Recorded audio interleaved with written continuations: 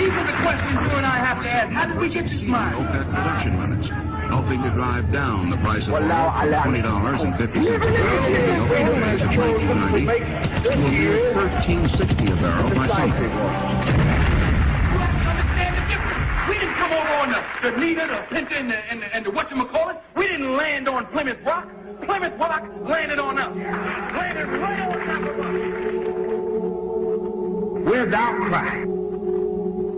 Why? You can get all the film and the footage of all the carnage in Los Angeles, but you can show me no footage of any damage in Iraq. And all you show me is some surgical strike. Now, 1 year later, it comes out that these so-called surgical strikes will make sense.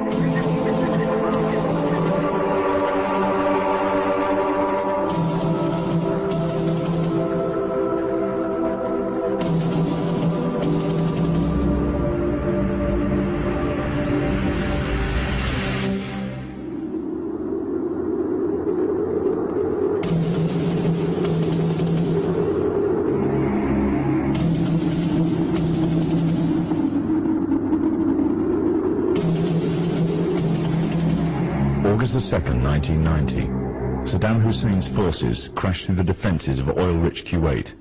In fear of an Iraqi invasion into Saudi Arabia, the United States and her coalition allies poured into the Arabian Peninsula to form a deterrent that would be known as Desert Shield.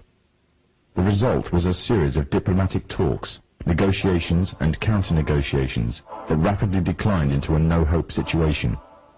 On August the 17th, 1991, Desert Shield became Desert Storm.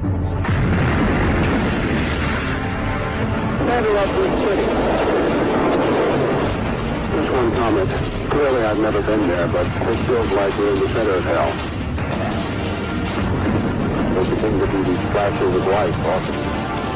Whoa! Holy cow! The conflict was witnessed by millions through the eye of CNN and the BBC, showing propaganda of the systematic eradication of Saddam's forces by a coalition far superior in technological, political, and economic power. However, what was little known was that from the outset the war was engineered, controlled, and manipulated by an elite group. A group which had created the illusion of a man with power, at the head of a million-strong army, on the verge of going nuclear. A man who had gained control over 1/5 of the world's oil overnight. However, in reality, he was merely a pawn, in amongst many pawns. Just a puppet in a grand master plan, with the Gulf War as a well-orchestrated stepping stone. The orchestrators of the war were by no means strangers to controlling major world events.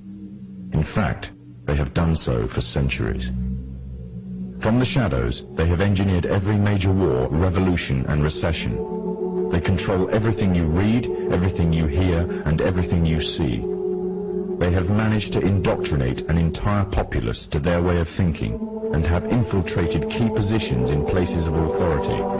And it is from the shadows that they have created a new political order, a new economic order, and more sinister, a new religious order. Their ultimate aim is total global domination, and they will stop at nothing to reach their goal.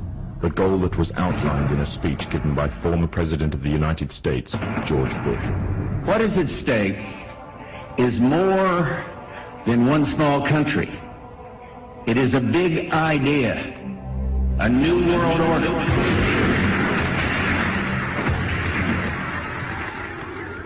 However, the origins of this global plan were not created in the offices of the White House. In reality, their roots lay in another war. This time, the year is 1095, and the place, Clermont, France. 11th century Europe was ruled by the Church, which held a firm grip on the hearts and minds of the people. This power enabled Pope Urban II to wage war on the Muslim Caliphate and crusade in what he called a War of the Cross, to recapture the land of Jerusalem. It had been under Muslim rule since the year 637, but in 1099 this rule was brought to a bloody and sudden end.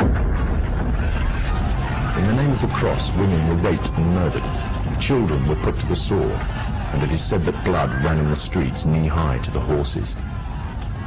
Out of this land of bloodshed and terror, a group of men arose. Men that would stop at nothing to get what they wanted, no matter what the cost.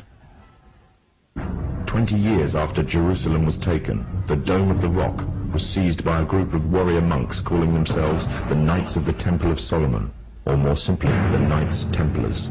In Jerusalem, the Templars began to deviate further and further away from the practices of Christianity. They learnt the secret arts of the Kabbalah, an ancient form of Jewish magic, along with its dark rites and rituals. The Jews had learnt the arts from the pagans of ancient Egypt during the times of enslavement to the Pharaoh, and developed them into Babylon at the time of Nebuchadnezzar. In 1307, King Philippe of France arrested them for charges of denial of Christ, homosexuality, and idol worship, as well as magic. In 1314, Pope Clement V declared all Templars as heretics to Christianity, ordering all their properties to be seized. Their leader, Jacques de Molay, was captured and burnt to the stake. The Templars were cornered, and just when it seemed they were finished forever, a glimmer of hope arose from a seemingly certain end. They were to find a safe haven as well as an ally. But not in France. In fact, in a country in a desperate struggle for independence against the English, the country of Scotland.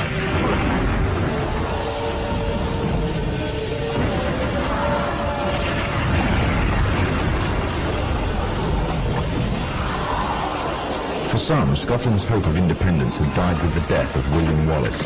However, to the King of Scotland, Robert the Bruce, the arrival of the Templars gave him a new secret weapon.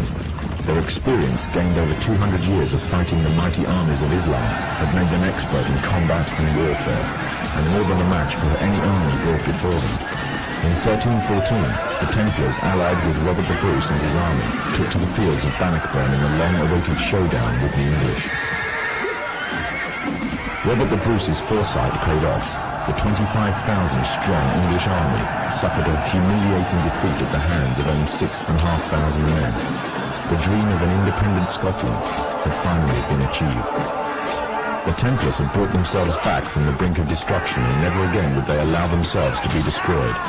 This time, they would control the country by controlling its kings, and in order to preserve their secret order, the Templars would have to die, or more precisely, the name would have to die.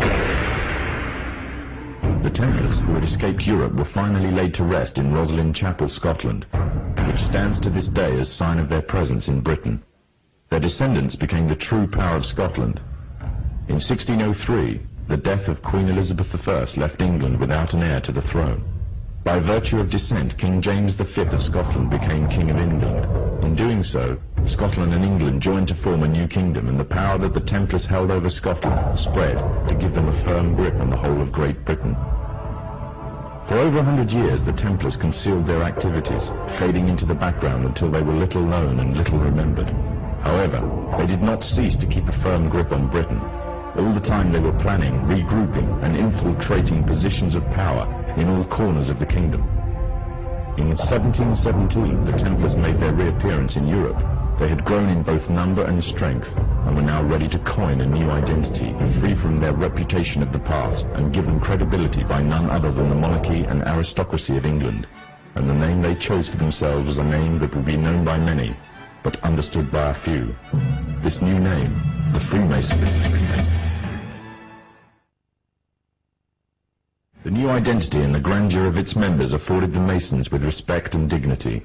The first royal member of the Freemasons was Frederick, Prince of Wales. The latest members include Prince Philip, the Duke of Edinburgh, and consort to the current Queen of England, Elizabeth II, who herself is a grand patron to the Masons. However, behind closed doors, the Freemasons were free to indulge in the secret rites and rituals handed down to them by their ancestors, and these became the basis of their levels of membership, called degrees. The Freemasons were not content with power in Britain alone. Their ambitions were far greater. In the years to come, the world would witness Europe and America being plagued by wars and revolutions, each more devastating than the other. However, these would not be as commonly believed, the spontaneous effects of a downtrodden people, but in fact schemes created by the exclusive few driven by hunger for absolute power. All this would take place from the very country from which they had fled centuries earlier, and we come to the base